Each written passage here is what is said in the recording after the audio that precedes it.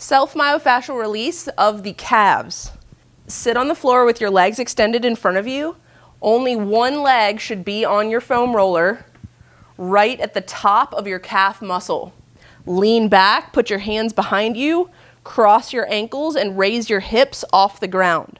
Rock gently back and forth across the top of your calf. Find places that feel uncomfortable. Once you find a place, sit back down and hold pressure on it until you feel a release of the discomfort, or you can kind of feel some spasming in there. You'll feel some of the pain dissipate. When you're ready to keep rolling, after 30 to 60 seconds, pick your hips back up. Move down your calf systematically. So you're going to find places between your gastrocnemius and your soleus. Hold tension on the muscle when you find a place that's uncomfortable. Hang out 30 to 60 seconds and continue moving down your leg.